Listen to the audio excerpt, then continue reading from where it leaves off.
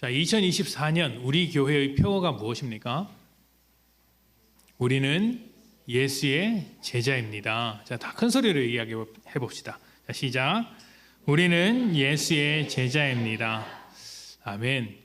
한 해 동안 우리가 이 말씀을 붙들고 자기를 부인하며 날마다 자기 십자가를 지고 살아갈 것이라고 이야기를 했습니다.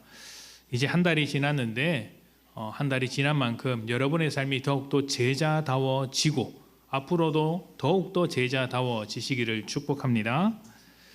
자, 우리가 이제 올 한 해는 이제 연초에는 그전에는 이제 1월이 되면 이 주제 말씀을 가지고 쫙 한번 이야기를 하는 시간을 가졌는데 올해는 좀 특별하게 매달 한 번씩 예수님의 명령을 이제 말씀으로 나누고 한 달 동안 그 명령을 따라 살아보자라는 이야기를 드렸습니다.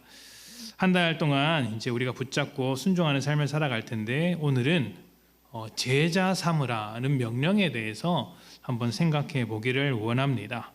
이 말씀을 예수님의 명령으로 듣고 한 달만이 아니라 평생 순종하며 따라가는 여러분 되시기를 축복합니다. 자, 오늘 읽은 마태복음 28장 말씀은 예수님께서 마지막으로 남기신 말씀으로 많이 알고 있습니다. 특히 제자를 삼아라, 모든 민족을 제자로 삼으라는 이 말씀은 전도를 강조하는 말로 많이 이제 받아들여지고 있죠. 이제 그러다 보니 이 말씀이 굉장히 중요하고 핵심적이고 대단한 말씀인 것은 알겠지만 또 다른 한편으로는 어떻습니까? 좀 어렵고 불편하게 받아들이는 경향도 없지 않아 있습니다. 전도하라는 말이 불편한 것이 아니라 그 말을 듣고도 전도의 결실을 맺지 못하는 우리 자신에 대해서 불편함을 느끼는 것이죠. 그 말이 틀린 말이 아니고 주님의 말씀이 맞는데 그 말씀을 따라서 전도해야 하는데 그렇게 하지 못하는 내가 좀 불편한 것입니다. 사실 그동안 한국교회는 이 전도를 굉장히 강조했습니다. 전도가 지상 최고의 가치이며 영혼을 살리는 유일한 길이라고 여겼습니다. 게다가 가족 중에 믿지 않는 사람이 있으면 더 큰 책임감을 느끼면서 어떻게든 교회로 데리고 오려고 온갖 방법을 다 동원했는데 그 중에는 좀 무리한 것도 없지 않아 있었죠. 그러다 보니 이제 불편함과 부담감이 생길 수밖에 없었던 것입니다. 제가 이전에 사역했던 교회 중에서 전도를 특히 더 강조하는 교회가 있었습니다. 대단히 강조했습니다. 그 교회는 매일같이 거리로 나가서 이렇게 전도 텐트를 치고 전도를 했습니다. 한 군데 치는 게 아니고 4-5군데를 치는 겁니다. 성도들이 그렇게 많은 숫자도 아니었습니다. 200명, 우리 교회에 비하면 많죠. 200명, 300명 이렇게 되는 교회였는데 매일같이 서로 다른 사람들이 와서 전도 텐트를 치고 아침부터 오후 늦게까지 하루에 4시간, 5시간, 6시간 이렇게 전도 텐트에 번갈아 가면서 계속 전도를 하는 겁니다. 대단한 열정이죠. 그리고 절기나 어떤 특별한 날이 되면 전 교인이 나가서 전도를 합니다. 그 지역을 돌아다니면서 구석구석 교회 근처에 있는 수많은 지역을 다니면서 전도를 하는 겁니다. 이곳에 가서 전도지를 나누고 저곳에 가서 전도지를 나누고 그렇게 하는 것이죠. 그런 분 중에는 정말 열정 있는 분도 계셨는데 그분은 집에서 교회까지의 거리가 상당히 멀었습니다. 걸어가기에는 좀 부담되는 거리였는데도 일부러 걸어 다니는 겁니다. 왜 걸어 다니시냐고 물어보니까 운동하려고 다이어트도 할 겸 이렇게 돌아다닌다라고 하는데 제가 보기에 그분은 다이어트 할 게 없었습니다. 워낙 부지런한 분이라 이렇게 이게 엄청 마른 건 아닌데 아주 단단한 분이셨어요. 그런데 그분이 이제 왜 그렇게 걸어 다니냐 이렇게 보니까 걸어 다니면서 만나는 사람들에게 예수를 전해야 되겠다라고 생각을 하는 겁니다. 가방 안에 항상 전도지 혹은 전도용 사탕 이런 것들을 두고 돌아다니면서 전도지를 주던가 아니면은 그분이 이제 계획을 하는데 자기 집까지 가는 가게를 다 들어가는 거예요. 대단하죠? 다 들어가서 그곳에서 사장님과 이야기를 하고 이야기 못하면 전도지만 전하고 예수 믿으세요 하고 나오고 이렇게 했다는 것이죠. 제가 알기로는 그분 때문에 신앙생활을 한 사람이 한두 분이 아닙니다. 그냥 엘리베이터에서 그냥 전도지를 줬는데 마침 그분이 하나님의 인도하심에 의해서 예수 그리고 교회에 대해서 고민하던 분이었고, 또 그분으로 인해서 복음의 길이 열리고 이랬던 경험들이 제가 참 많이 이야기를 보았고 듣기도 했습니다. 그래서 제가 그분이 하는 것을 보고서 감명을 받아서 이곳에 개척한 뒤로 돌아다닐 수 있는 가게는 다 돌아다녀 봤습니다. 그리고 그곳에서 복음을 전할 수 있는 사람들에게는 복음을 전하고, 그냥 이야기를 나눌 수 있는 분들에게는 이야기를 하고, 지금도 몇몇 분은 전도 대상자로 정하고 기도하고 만남을 이어가고 있는 중입니다. 가게에 들어가서 그냥 말만 하면 안 되니까 돈은 좀 깨지고 있는데 얼마나 괜찮습니다. 복음을 위해서 하는 일이니까 제가 굶으면 되죠. 그렇다고 굶지는 않습니다. 자, 이 설교자의 문제가 뭔지 아십니까? 이상한 데로 빠진다는 거예요. 자, 그런데 그렇게 열정 있게 하시는 분이 있는 반면 전도할 때마다 어려워하는 분들이 있습니다. 그때 이제 전교인이 나가서 전도를 하면 어떻게든 사역자의 눈을 피해서 뒷문으로 빠져나가고자 하는 분들이 계셨어요. 왜냐하면 이제 걸리면 딱 장소를 정해서 여기 가서 하세요 이렇게 하거든요. 그러니까 이제 눈을 피해서 가는 것이죠. 제가 그분들의 마음을 다 알고 있지만 저는 또 제 역할이 있지 않습니까? 그분이 빠져나가는 길에다가 사역자를 배치해 놓고 이제 못 도망가도록 해놓고 그 도망가는 분들끼리 묶어서 사역자와 함께 전도지를 보내려고 했던 기억도 있습니다. 그분들의 입장에서 보자면 무슨 말을 해야 하는지 모르겠고 또 어떻게 해야 되는지도 모르겠으며 또 이렇게 좀 소극적이고 낯선 성격이라서 사람들 앞에 그렇게 무작정 나서는 게 너무 힘들다는 겁니다. 그분들의 입장에서 보자면 전도는 피할 수 없는 숙제와 같은 것인데 숙제할 실력이 없어서 매번 불합격 통지서를 받는 것 같은 기분이 들겠다라는 생각이 들었습니다. 그러니까 전도에 열정이 있어서 어떤 가게든 들어가서 전도지를 내밀고 그렇게 예수 그리스도를 소개할 수 있는 반면, 또 어떤 분들은 좀 소극적이어서 그 자체가 너무 힘든 사람들도 없지 않아 있었다는 것이죠. 그래서 내가 참 실력이 없구나, 전도를 못하는 사람이구나, 그래서 전도에 대한 이야기를 들을 때마다 불편하고 낙담하는 것이죠. 전도하지 못하는 자신을 자책하고 낙담하고 좌절하는 것입니다. 전도를 강조하는 것은 잘하는 겁니다. 전도는 해야 합니다. 복음을 전하는 것은 복잡하게 생각할 필요가 없는 아주 단순한 명령입니다. 복음은 전해야 합니다. 주님께서 복음을 전하라고 하셨으니 복음을 전하면 됩니다. 어떤 반론을 제기할 필요도 없습니다. 그런데 이 단순한 명령인 전도에 대해서 어떤 불편함을 느끼고 있다면 문제가 있는 것이겠죠. 어떤 문제일까요? 제가 볼 때는 전도를 어떻게 생각하고 있느냐에 대해서 문제가 생긴 것 같습니다. 전도란 무엇일까요? 전도란 무엇일까요? 교회 다니지 않는 사람을 교회에 다니도록 하는 것이 전도일까요? 예수 믿지 않는 사람을 예수 믿도록 하는 것이 전도일까요? 아니면 교회의 발걸음을 한 번도 해보지 않은 사람에게 초대해서 교회에 한 번이라도 오도록 만드는 게 전도일까요? 아마 대부분의 사람들이 전도로 가면 그런 식으로 생각하고 있을 겁니다. 예수 믿게 하는 것. 그런데 우리가 아무리 복음을 전해도 예수를 믿게 할 방법이 없다는 것을 전도를 해보면 압니다. 예수를 믿기는커녕 반대를 당합니다. 제가 실제로 우리 지역에서 들었던 질문들이에요. 전도하고 있으면 그냥 무시하고 지나가는 사람이 있는 반면 꼭 와서 따지고 묻는 사람들이 있어요. 교회는 왜 그러냐? 왜 그런지 나도 모른다. 나도 모른다. 그냥 지나가면 될 것이지 꼭 와서 시비를 겁니다. 자기가 옛날에 목사랑 같이 살았는데 그 목사가 나한테 이런저런 이야기를 하더라. 교회도 야당과 여당이 있는 것 아니냐. 제가 내심 그런 이야기를 했습니다. 그 목사 분명히 돌팔이다. 그러나 그 말을 직접 할 수 없으니까 제가 다닌 교회는 그런 게 없다라고 했는데 제 말을 듣지 않고 끝까지 자기 말이 맞대요. 그래서 제가 생각을 했죠. 이분은 답이 없는 분이구나. 그래서 빨리 가십시오라고 했는데 뭐 어떻게 되었는지 모르겠습니다. 자, 어쨌든 계속해서 불편하게 반론을 제기하는 분들이 계십니다. 교회는 왜 그러냐? 난처한 질문을 하기도 하고, 언론에서는 이렇게 말하더라. 교회 다닐 필요가 없는 것 아니냐? 그리고 난처한 질문을 이렇게 하기도 하고, 어떤 분은 아무거나 믿으면 되지, 왜 교회를 다녀야 되느냐? 나는 나를 믿는다.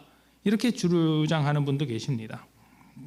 이런 반응에 대해서 우리가 정확하게 핵심을 찌르는 답을 해주면 좋겠지만 그게 잘 안 되기도 하고, 또 내 나름대로 답변을 했는데 씨알도 안 먹히는 경우가 대부분입니다. 듣지도 않죠. 이렇게 되면 어떻게 됩니까? 전도하라는 말씀은 있고 그를 예수 믿도록 해야 되는데 내 실력이 부족해서, 내 능력이 부족해서, 내가 잘못하는 것 같아서 낙담하고 좌절합니다. 그래서 자꾸 전도의 자리를 피하는 겁니다. 어떤 경우에는 굉장히 공격적인 반응을 보이는 사람이 있어서 위축되죠. 그래서 전도는 나랑 맞지 않아. 분명히 예수님은 모든 제자들에게 전도하라고 이야기했음에도 불구하고 나는 전도가 좀 안 맞는 것 같아 라고 하면서 포기해 버립니다. 저는 여기에 전도에 큰 오해가 있다고 생각을 합니다. 전도는 설득이 아닙니다. 전도는 그 사람에게 뭔가 내가 믿고 있는 것을 설득시키는 과정이 아닙니다.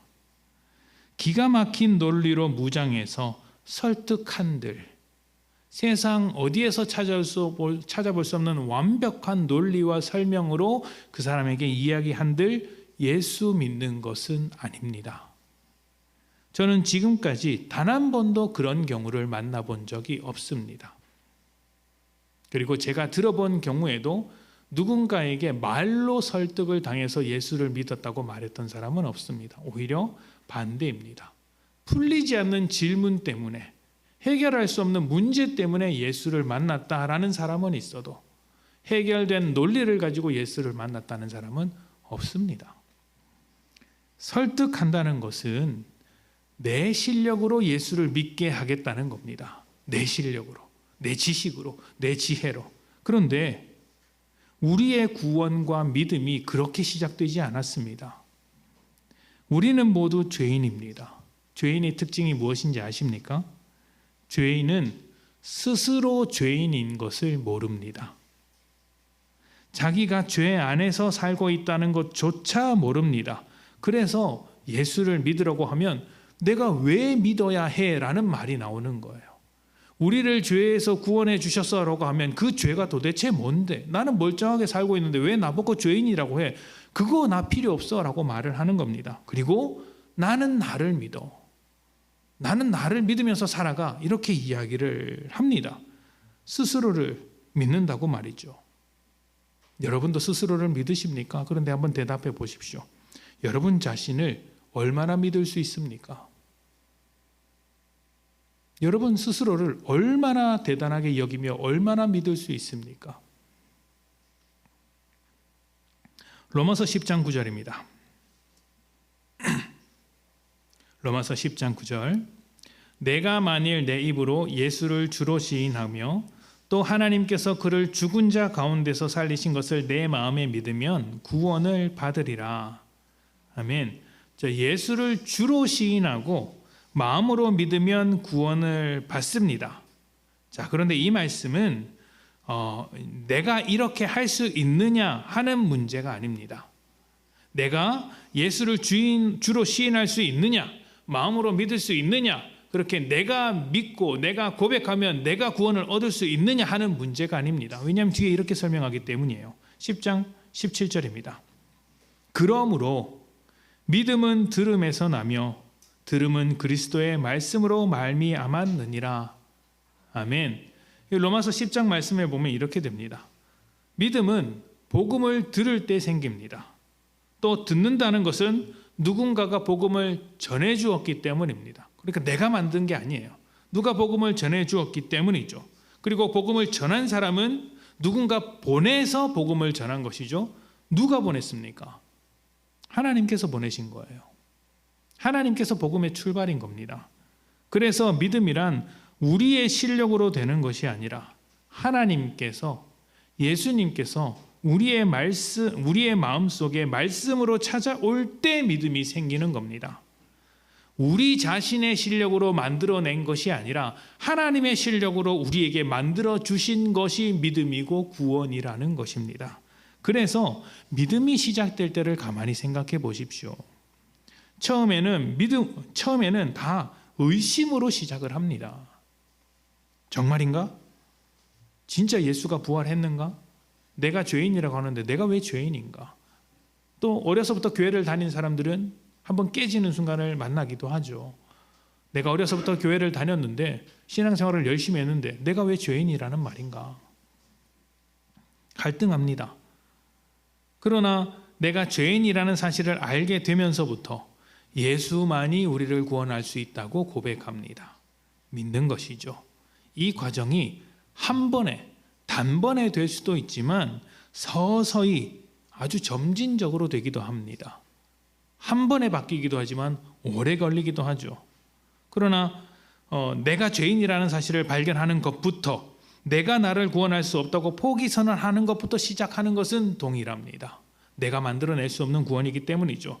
그래서 지난 설교에서 우리의 실패는 실패가 아니다. 우리가 스스로 실패했다고 인정하는 것은 실패가 아니라 오히려 하나님의 일하심을 기다리는 자리다라는 말씀을 드렸었습니다. 우리가 스스로 믿음을 만들어낸 것이 아닌데 어떻게 설득해서 믿음이 생기도록 만들겠습니까? 우리가 만들어낸 믿음이 아닌데 무슨 능력으로 우리가 다른 사람에게 믿음을 생기게 하겠습니까? 그것은 우리의 영역이 아닙니다. 예수님의 말씀이 마음속에 들어가야 합니다. 이 일은 우리가 해야 할 일이 아니라 하나님께서 성령님을 통해 하시는 것입니다. 그래서 예수를 믿는 것은 논리적인 사건이 아니고 현실적인 사건이 아니에요. 초월적인 사건이에요. 가장 놀라운 기적인 겁니다. 자, 그러면 예수님께서 다 하실 것이고 하나님의 영역인데 왜 우리에게 전도하라고 하셨을까요? 우리의 실력이 아니라 하나님의 일인데 왜 우리에게 제자 삼으라는 명령을 하셨을까요? 중요한 명령 아닙니까? 대단히 중요한 명령. 예수님께서 마지막에 남기신 명령이 복음을 전하라, 제자 삼으라였고, 교회가 시작되는 처음에 예수님께서 주신 말씀이 증인이 되라였습니다. 같은 말씀이죠. 이 중요한 말씀을 왜 우리에게 주셨냐는 것입니다. 여러분, 주님께서 우리에게 하시는 명령은 모두 우리를 위한 명령이라는 것을 잊어서는 안 됩니다. 주님의 모든 일하심은 우리를 위한 일하심인 거예요. 전도하라는 명령도 하나님께서 하시는 그 일에 우리를 초대하셔서 하나님의 풍성한 은혜와 일하심을 직접 경험하라는 부르심입니다. 하나님께서 일하시는 그 현장으로 우리를 초대해서 하나님이 누구신지, 어떤 일을 하도록 하시는지 그 일을 경험토록 하기 위해 우리에게 전도하라. 보아라, 내가 영혼을 어떻게 변화시키는지 너희를 통해 일하겠다 말씀하시죠. 그 초대, 그 사역으로의 부르심이 전도하라는 명령입니다. 결혼을 하고 가정을 이루면 가장 놀라운 경험을 하게 됩니다. 무엇이죠? 자녀가 태어나는 경험입니다. 저는 제자 훈련할 때 종종 이야기를 하는데 그 자녀가 태어났을 때의 경험을 평생 잊지 못할 것 같습니다. 여러분도 마찬가지죠. 그 1분 1초가 또렷하게 기억이 납니다. 누가 뭐래도 새로운 생명을 태어나는 이 경험, 새로운 생명이 태어나는 경험은 무엇과도 바꿀 수 없는 경험입니다. 전도가 그것이에요. 죽은 영혼이 새롭게 살아나는 경험, 죄와 죽음에 갇혀 살던 인생이 하나님의 생명으로 살아가는 변화를 보게 하는 것입니다. 그래서 여러분, 전도하는 사람일수록 하나님을 뜨겁게 경험합니다. 그 길거리를 다니면서 가게마다 돌아다녔던 그 집사님께서 왜 전도를 그렇게 하셨겠어요? 해보니까 경험이 되거든요. 그 명령을 따랐더니 살아있는 하나님을 만나거든요. 그분을 통해서 정말 예수 그리스도가 전파되고 영혼이 변화되는 것을 경험하거든요. 여러분의 신앙이 만약 죽은 것 같다, 활기가 없다라고 생각이 되신다면, 뜨거움이 없다, 열정이 식었다라고 생각이 되신다면 제가 확신하건대 전도하지 않아서 그런 것입니다. 영혼을 놓고 치열하게 기도하며 복음을 전해본 적이 없기 때문에 하나님께서 어떻게 변화시키고 어떻게 일하시는지, 어떻게 생명을 주시는지 경험하지 못하는 것입니다. 복음을 전하는 사람은 이것을 알죠. 마태복음 28장 16절부터 17절입니다. 우리 함께 읽어볼까요? 28장 16절부터 17절. 자, 시작.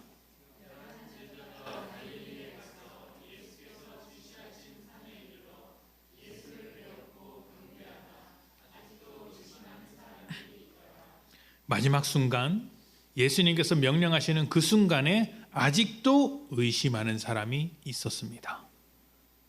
저는 이 문장이 너무 좋습니다. 아직도 의심하는 사람이 있더라. 만약 우리의 실력으로 해야 하는 일이라면 과연 의심하는 사람들 앞에서 명령하셨을까요? 어떻게 보면 예수님의 유언과도 같은 명령인데, 이 유언이라는 말이 정확한 표현은 아닙니다. 왜냐하면 예수님께서 죽으시고 부활하시고 하늘로 올라가셨기 때문에 죽은 사람이 마지막으로 남기는 말은 아니죠. 그러나 이제 그것처럼 받아들여질 수 있는 마지막 명령, 마지막 말씀인데, 그것이 이제 전도에 관한 명령이라면, 그리고 그것을 우리의 실력으로 해야 한다면 누구에게 말해야 합니까?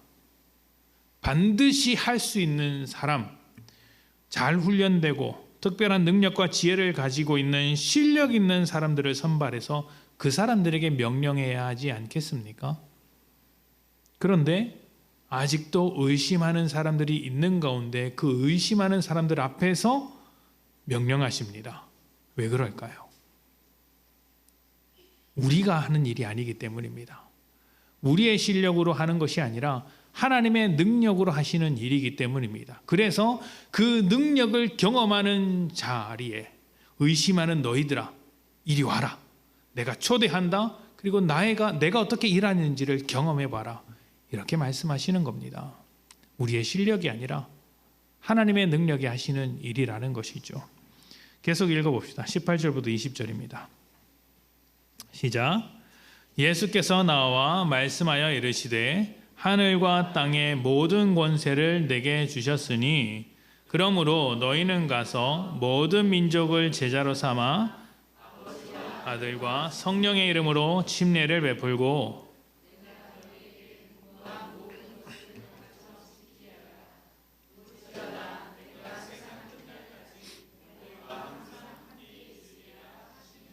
아멘. 여러분, 주기도문을 이제 보시면 뭐라고 이야기합니까? 마지막에 이게 처음부터 외우셔야 되죠. 나라와 권세와 영광이 누구에게 있습니까? 아버지에게 있죠. 나라와 권세와 영광이 아버지에게 있습니다. 그리고 주기도문에서 제일 중요한 문장은 하나님의 나라가, 그러니까 하나님의 통치가 하늘에 임한 것처럼 이 땅 가운데 임하게 해 주십시오. 나라가 우리에게 임하게 해 주십시오. 하나님의 다스림이 우리에게 임하게 해 주십시오라는 말입니다. 그리고 그 하늘에서 다스리는 권세를 말하고 있는 거예요. 하늘에서 다스리는 권세가 이 땅 가운데 내려오게 해주십시오. 이런 기도가 주기도문인데, 예수님께서 지금 뭐라고 하십니까? 하늘과 땅의 권세를 다 내게 주셨다라고 이야기합니다. 그전에는 하늘에 있는 권세가 땅에 내려올 수 있도록 기도를 했는데, 이제는 하늘과 땅의 모든 것을 다스리는 권세가 예수님께 있다고 말씀하고 계십니다. 주기도문을 통해서 요청한 것이 예수님을 통해서 이루어졌다는 것이죠. 예수님께서 선포하신 하나님의 나라가 시작되었습니다. 이 땅 가운데 시작되었습니다. 예수님은 바로 그 나라의 시작점에서, 그 나라의 중심에서 우리에게 명령하시는 것입니다. 내가 권세를 가지고 있다. 이제 이 땅에 새로운 나라가 시작되었다. 하나님의 나라가 시작되었다. 너희는 하나님의 나라가 시작되었다라는 그 소식을 세상으로 가서 전해라. 이 말씀이에요. 자, 통치자 되신 예수님께서 하나님의 나라를 이끌고 우리에게 오셨습니다. 그래서 우리는 이 세상을 살면서도 하나님 나라의 백성으로 살아갑니다. 그 전도란 무엇일까요? 예수님께서 나를 구원하셨고 내가 이 땅에서 하나님 나라의 백성으로 살고 있다고 세상에 대하여 선포하는 것입니다. 말하는 것입니다. 설득이 아닙니다. 선포하는 거예요. 고백하는 것입니다. 여러분, 선포하고 고백하는 데는 실력이 필요 없습니다. 그냥 하나님 나라 백성으로 살아가는 경험이 필요하죠. 내가 날마다 하나님의 통치를 받으며 살고 있다는 그 경험만 있으면 됩니다. 하나님의 일하심, 내가 하나님의 자녀라는 그러한 믿음만 있으면 됩니다. 그러면 내가 하나님 나라의 백성이다, 하나님의 자녀다, 예수께서 나를 구원하셨다라고 세상에 대하여 말할 수 있는 거예요. 이 말하는 게 전도예요. 그래서 20절에 보면 예수님께서 이렇게 하세요. 세상 끝날까지 우리와 항상 함께 있겠다고 약속을 하십니다. 매일매일 우리와 함께 하시며 우리를 변화시키시고 새로운 길로 인도하시는 예수님을 자랑하고 고백하고 선포하는 것이 바로 전도입니다. 우리에게 필요한 것은 주님을 경험하는 것이기에 주님께서 날마다 우리와 함께 있다고 약속하셨고, 그것을 경험하는 자들은 이제 세상에 대하여 내가 주님과 함께 살아간다, 하나님 나라의 백성이다, 주님께서 나를 구원하셨다, 너도 우리와 함께 가자, 이렇게 선포하는 겁니다. 선포한다고 바뀔까요? 그건 우리의 영역이 아닙니다. 하나님의 영역이죠. 우리는 선포하는 것으로 끝나고, 선포될 때, 복음을 전할 때 그 복음의 끝자락에서 일하시는 하나님을 만나게 되는 겁니다. 아, 하나님께서 나의 말을 통해서도 사람을 변화시키는구나, 이렇게 말이죠. 예수님의 권세가 우리를 다스리시듯 예수님의 권세가 죽어가는 영혼의 문을 여시고 그 속에 들어가 구원하시며 새로운 인생으로 살게 하는 것입니다. 우리의 실력이 아니라 주님의 능력, 주님의 권세가 하나님 나라가 확장됨에 따라서 주님의 나라의 권세가 그렇게 만들어가는 거예요. 여러분이 전도를 불편하게 생각한다면 그것은 상대방의 반응이 너무 완고하기 때문일 것입니다. 그리고 그 완고함을 깨뜨릴 어떠한 실력도 가지고 있지 않기 때문일 것입니다. 그러나 여러분, 전도는 하나님께서 가장 중요하다고 여기시는 바로 그 일에 우리를 초대하시는 것입니다. 부모에게 있어서 자녀를 얻는 것이 가장 큰 기쁨인 것처럼 하나님께서 죽어가는 영혼을 살려 하나님의 자녀로 만드시는 가장 귀하고 축복된 자리에 우리와 함께 하자고 부르시는 것이 전도입니다. 그러니까 어떠한 결실을 맺었느냐는 그건 하나님의 영역이에요. 복음을 전하는 것으로 그칩니다. 무엇을 바탕으로? 오늘 내가 하나님과 살아가는 그 경험을 바탕으로. 제자 삼으라. 전도하라는 명령에 순종하며 예수님을 고백하고 선포하셨으면 좋겠습니다. 예수님을 소개하고 자랑하십시오. 뜬구름 잡게 그래 내가 그렇게 해야지라고 결단하지 마시고 이 시간 그래 내 주변에 믿지 않는 누가 있는데 적어도 내가 그 사람 앞에서 복음의 증인이 되겠다, 복음을 선포하겠다 결단하셨으면 좋겠습니다.